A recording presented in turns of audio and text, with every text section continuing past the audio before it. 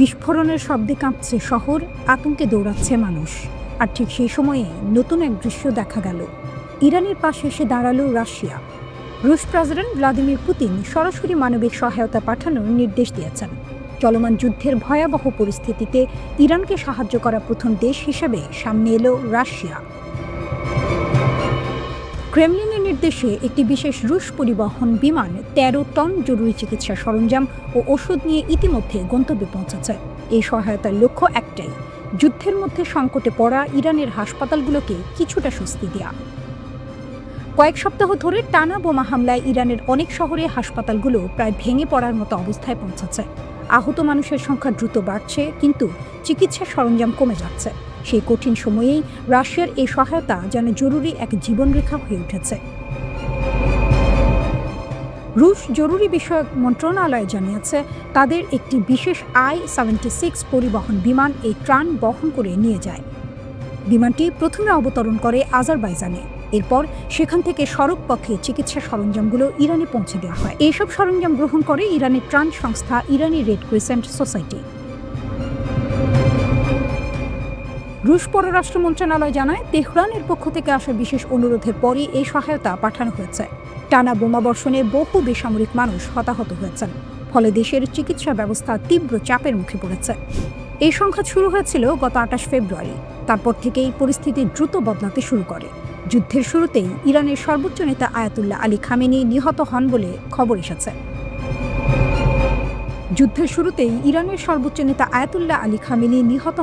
খবর ছড়িয়ে পড়ে। তার মৃত্যুর পর ক্ষমতা হস্তান্তরের প্রক্রিয়া শুরু হয়। নতুন নেতৃত্বে উঠে আসে তার ছেলে মোস্তফা খামেনির নাম।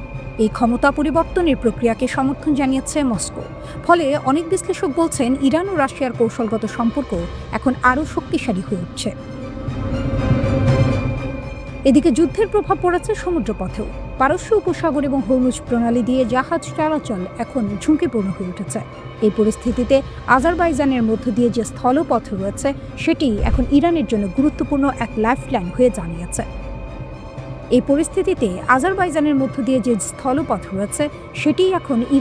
গুরুত্বপূর্ণ এক লাইফলাইন হয়ে দাঁড়িয়েছে। কিন্তু যুদ্ধের উত্তাপ এখানেই থেমে নেই। এবার নতুন এক হুমকি শোনা গেল তেহরান থেকে। ইরান ঘোষণা দিয়েছে, প্রয়োজনে তারা ইউক্রেনেও হামলা চালাতে পারে। ইরানের পার্লামেন্টের জাতীয় নিরাপত্তা কমিশনের প্রধান ইব্রাহিম আজিজি সামাজিক যোগাযোগ মাধ্যমে এক বার্তায় এই হুঁশিয়ারি দিয়েছেন। তার দাবি, ইসরায়েলকে ড্রোন ও বিমান প্রতিরক্ষা সরঞ্জাম দিয়ে সহায়তা করছে ইউক্রেন, আর এর মাধ্যমে কিয়েভ কার্যত ইরানের বিরুদ্ধে চলমান যুদ্ধে জড়িয়ে পড়েছে। আজিজি বলেন, যুক্তরাষ্ট্র ও ইসরায়েল যে যুদ্ধ শুরু করেছে, ইউক্রেন এখন সেই সংঘাতের একটি পক্ষ হয়ে দাঁড়িয়েছে। তাই আত্মরক্ষার অধিকার ব্যবহার করে ইরান ইউক্রেনের যে কোনো স্থানে আঘাত হানতে পারে।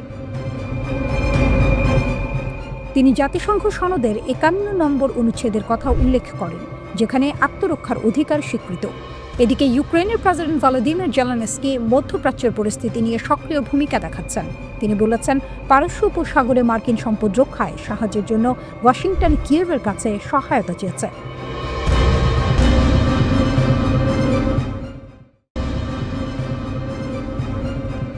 ইরাকের একটি গুরুত্বপূর্ণ সামরিক ঘাঁটি ইরানি ড্রোন হামলার লক্ষ্যবস্তু হয়েছে। এই হামলায় কয়েকজন মার্কিন সেনা আহত হয়েছেন বলে জানিয়েছেন সামরিক কর্মকর্তারা। ব্রিটিশ প্রতিরক্ষা কর্মকর্তারা জানান, উত্তর ইরাকের এরবিলে অবস্থিত একটি বিমান ঘাঁটির দিকে রাতে একাধিক ড্রোন পাঠানো হয়। ঘাঁটিটির প্রতিরক্ষায় থাকা ব্রিটিশ বিমান প্রতিরক্ষা ইউনিট ২টি ড্রোন ভূপাতিত করতে সক্ষম হয়, কিন্তু সব ড্রোন আটকানো সম্ভব হয়নি। কয়েকটি ড্রোন প্রতিরক্ষা ব্যবস্থা এড়িয়ে সরাসরি ঘাঁটির ভেতরে আঘাত হানে। এই হামলায় সেখানে অবস্থানরত মার্কিন সেনাদের মধ্যে কয়েকজন আহত হন, তবে আহতের সঠিক সংখ্যা প্রকাশ করা হয়নি।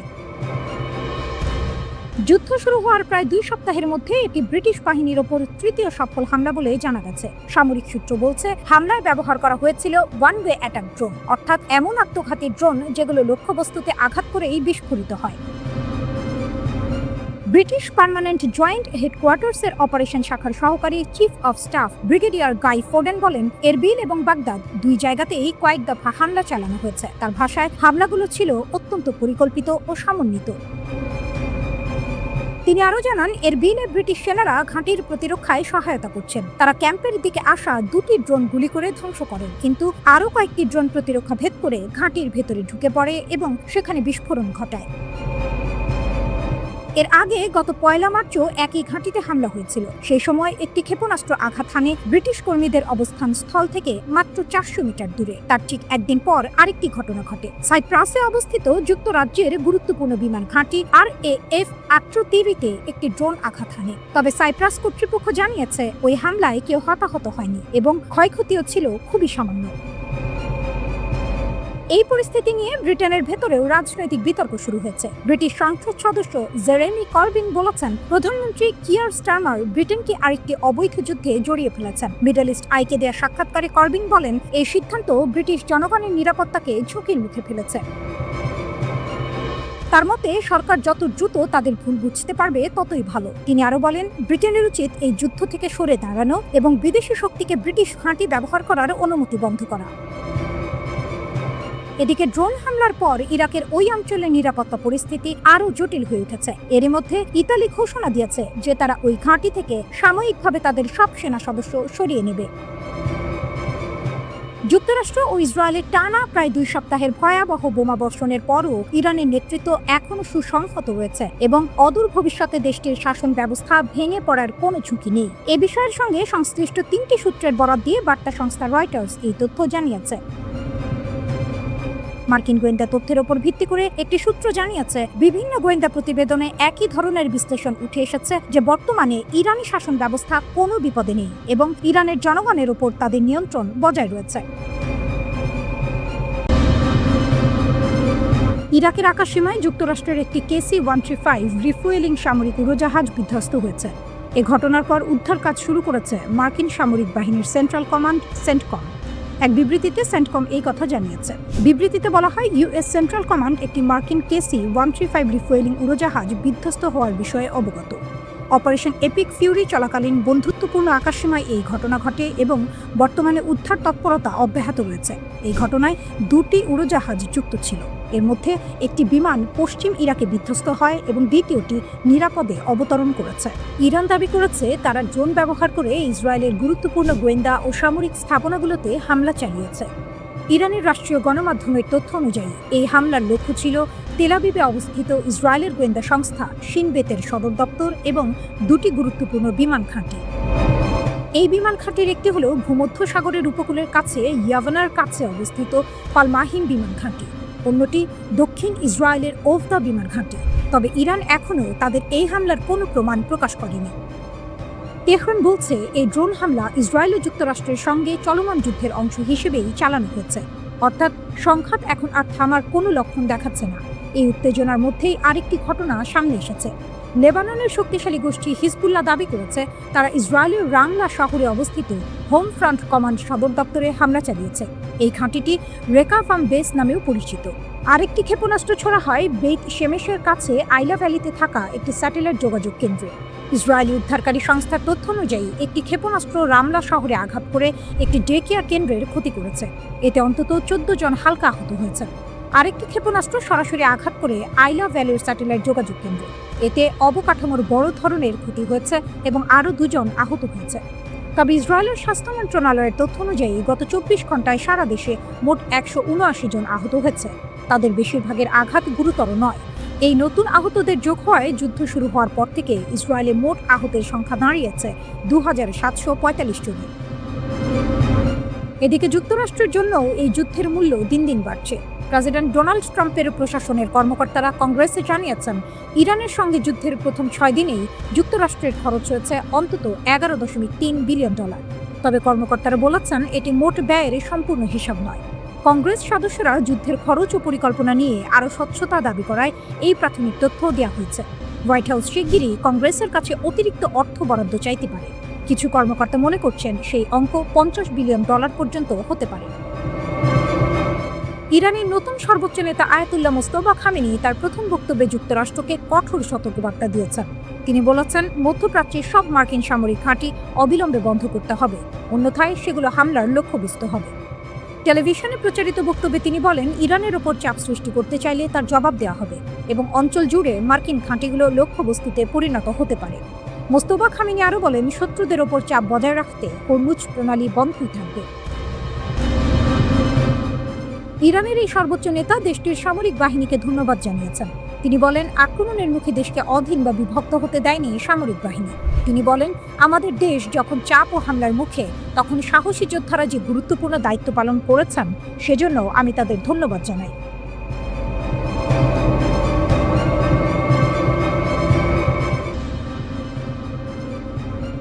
ইসরায়েলের রাডার দুর্বল, ইরানের ড্রোন আঘাত আরো নিখুঁত। ইরানের সেনাবাহিনী দাবি করেছে ইসরায়েলের কিছু গুরুত্বপূর্ণ রাডার ব্যবস্থা ধ্বংস হওয়ায় এখন তাদের সামরিক লক্ষ্যবস্তুতে আঘাত করা অনেক সহজ হয়ে গেছে। ফলে ইরানি ড্রোন হামলা দিন দিন আরো নিখুঁত ও শক্তিশালী হয়ে উঠছে। ইরানের সেনাবাহিনী জানিয়েছে তারা নতুন করে এক দফা ড্রোন অভিযান চালিয়েছে। এই অভিযানে ইসরায়েলের কয়েকটি গুরুত্বপূর্ণ সামরিক ঘাঁটি ও নিরাপত্তা স্থাপনা লক্ষ্য করে হামলা চালানো হয়। ইরানের সামরিক বিবৃতিতে বলা হয়েছে, এই ড্রোন হামলার লক্ষ্য ছিল তেল আবিবের কাছে অবস্থিত পালমাহিম বিমান ঘাঁটি, দক্ষিণ ইসরায়েলের ওফদা বিমান ঘাঁটি এবং তেল আবিবের কাছেই থাকা ইসরায়েলের অভ্যন্তরীণ গোয়েন্দা সংস্থা শিন বেতের প্রধান স্থাপনা। ইরানের সেনাবাহিনীর মুখপাত্র ব্রিগেডিয়ার জেনারেল আকরাম মিনিয়া বলেছেন, ইসরায়েলের রাডার নেটওয়ার্কের কিছু গুরুত্বপূর্ণ অংশ ধ্বংস হয়ে যাওয়ার কারণে এখন ইরানি বাহিনীর জন্য অভিযান পরিচালনা করা অনেক সহজ হয়েছে। তার ভাষায়, শত্রুর গুরুত্বপূর্ণ রাডার স্থাপনাগুলোর কিছু অংশ ধ্বংস হয়ে যাওয়ায় আমাদের অভিযান চালানো এখন অনেক সহজ। আমরা এখন গুরুত্বপূর্ণ ও সংবেদনশীল লক্ষ্যবস্তুতে আরও সহজে পৌঁছাতে পারছি।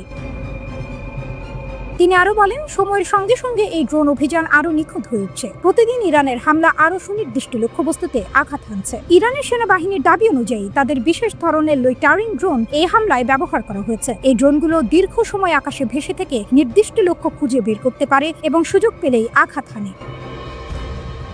ইসরায়েলের হামলায় এই ড্রোনগুলো পালমাহিম ও ওফদা বিমান ঘাঁটির নিয়ন্ত্রণ টাওয়ার, রানওয়ে এবং বিমান হ্যাঙ্গার লক্ষ্য করে আঘাত হানে। পালমাহিম বিমান ঘাঁটি ইসরায়েলের জন্য অত্যন্ত গুরুত্বপূর্ণ একটি সামরিক কেন্দ্র। এটি তেল আবিবের কাছাকাছি অবস্থিত এবং এখান থেকে ইসরায়েলের স্যাটেলাইট উৎক্ষেপণ ও ক্ষেপণাস্ত্র পরীক্ষার কার্যক্রম পরিচালিত হয়। এই ঘাঁটিতে ইসরায়েলের শক্তিশালী ক্ষেপণাস্ত্র প্রতিরক্ষা ব্যবস্থা ডেভিড স্লিং এবং উন্নত হারমেস 900 ড্রোনও মোতায়েন থাকে।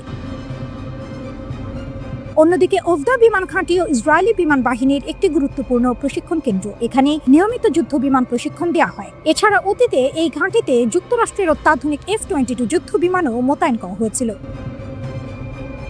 ইরানের ড্রোন হামলার আরেকটি গুরুত্বপূর্ণ লক্ষ্য ছিল ইসরায়েলের গোয়েন্দা সংস্থা শিন বেতের সদর দপ্তর। এই সংস্থাটি ইসরায়েলের অভ্যন্তরীণ নিরাপত্তা ব্যবস্থার কেন্দ্র হিসেবে কাজ করে। শিন বেত দেশের ভেতরের নিরাপত্তা অভিযান সমন্বয় করে এবং শীর্ষ সরকারি কর্মকর্তাদের নিরাপত্তা নিশ্চিত করে। এই হামলাগুলো এমন সময় ঘটল যখন ইরান বলছে তারা এখনো প্রতিরক্ষামূলক সামরিক অভিযান চালিয়ে যাচ্ছে। তাদের দাবি, এই অভিযান শুরু হয়েছে যুক্তরাষ্ট্র ও ইসরায়েলের বড় ধরনের হামলার জবাব হিসেবে।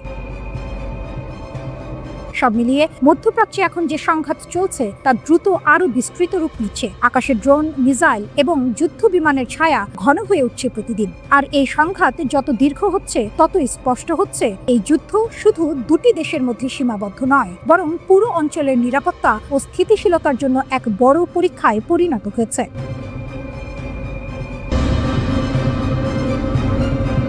বিশ্বের সবচেয়ে গুরুত্বপূর্ণ তেল পথগুলোর একটি হরমুজ প্রণালী এখন তীব্র উত্তেজনার কেন্দ্রবিন্দুতে। পরিস্থিতি এতটাই জটিল হয়ে উঠেছে যে অনেক বিশ্লেষক বলছেন এটা বৈশ্বিক অর্থনীতির জন্য বড় সংকটের ইঙ্গিত। হরমুজ প্রণালী একটি কৌশলগত সংকীর্ণ সমুদ্রপথ। এখান দিয়েই বিশ্বের প্রায় 1/5 তেল পরিবহন হয়, কিন্তু এখন সেই পথ কার্যত অচল হয়ে পড়েছে। ইরান প্রথমে ঘোষণা দেয় এই প্রণালী দিয়ে যেসব জাহাজ চলাচল করবে তাদের উপর হামলা চালানো হতে পারে। এরপর পরিস্থিতি আরো বিপজ্জনক হয়ে ওঠে। ইরান এই জলপথে সমুদ্র মাইন বসানো শুরু করেছে।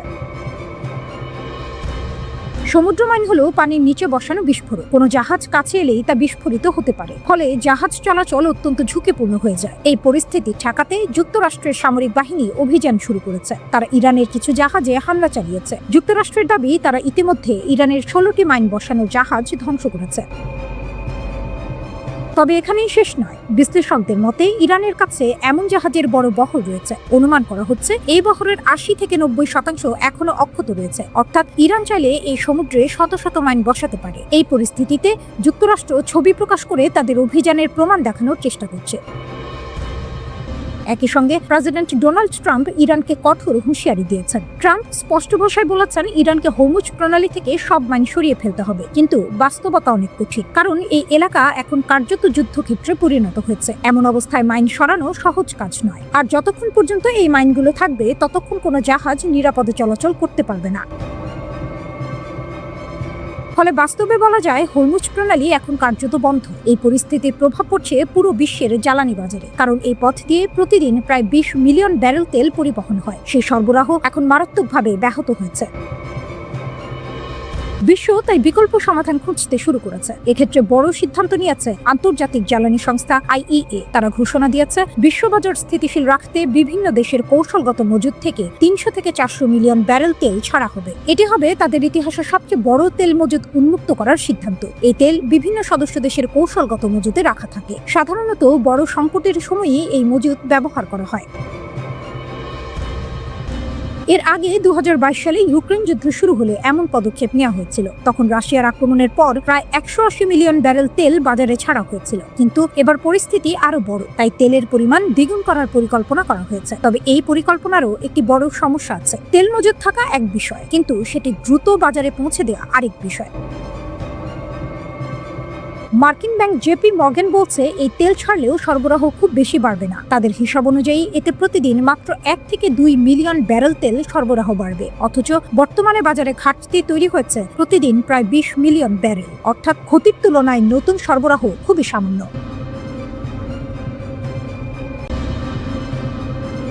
ইরানের সবচেয়ে ভয়ঙ্কর ও শক্তিশালী সামরিক শাখা রিভলিউশনারি গার্ডসের কুদস ফোর্স যুক্তরাষ্ট্র ও ইসরায়েলের বিরুদ্ধে জারি করেছে কঠোর সতর্কবার্তা।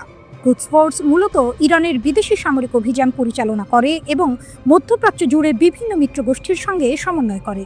তাই এই বাহিনীর হুঁশিয়ারি যুদ্ধের নতুন অধ্যায়ের ইঙ্গিত হিসেবে দেখছেন বিশ্লেষকরা। এক তীব্র বার্তায় কুদস ফোর্স জানায়, ইরানের বিরুদ্ধে যুক্তরাষ্ট্র ও ইসরায়েলের পদক্ষেপ ছিল উস্কানিমূলক আগ্রাসন।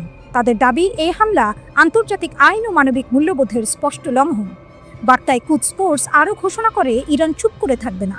যারা হামলা চালিয়েছে তাদের বিরুদ্ধে প্রতিশোধ হবে নিরলস এবং নির্দয়।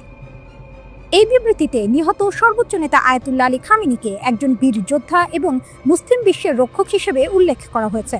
একই সঙ্গে বলা হয়েছে, যুক্তরাষ্ট্র এবং ইসরায়েলের হামলা ইরান বা তার মিত্রদের মনোবল ভাঙতে পারেনি, বরং এই আঘাত তাদের আরও শক্তিশালী করেছে।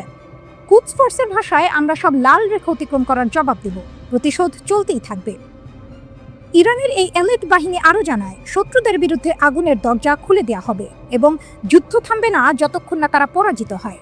সবচেয়ে ভয়াবহ সতর্কবার্তা ছিল, এটি যুক্তরাষ্ট্র ও ইসরায়েলের জন্য পৃথিবীর কোথাও আর নিরাপদ জায়গা থাকবে না, এমনকি নিজেদের ঘরেও নয়। শুধু কুদস ফোর্সই নয়, ইরানের পক্ষে লড়বে আরও 2 দেশের বাহিনী। ইঙ্গিত দিয়েছেন ইরানের সর্বোচ্চ নেতা মোস্তফা খামেনি।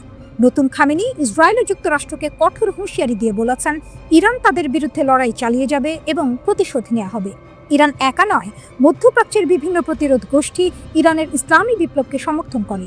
বিশেষ করে ইয়েমেন ও ইরাকের সশস্ত্র গোষ্ঠীগুলোর কথা উল্লেখ করে তিনি বলেন, প্রয়োজন হলে তারা দ্রুত মাঠে নামবে। তিনি জানান, নির্দেশনা পেলেই এসব গোষ্ঠী তাদের সামরিক অভিযান শুরু করবে। খামেনি আরও বলেন, ইয়েমেনের প্রতিরোধ যোদ্ধারাও তাদের দায়িত্ব পালন করবে।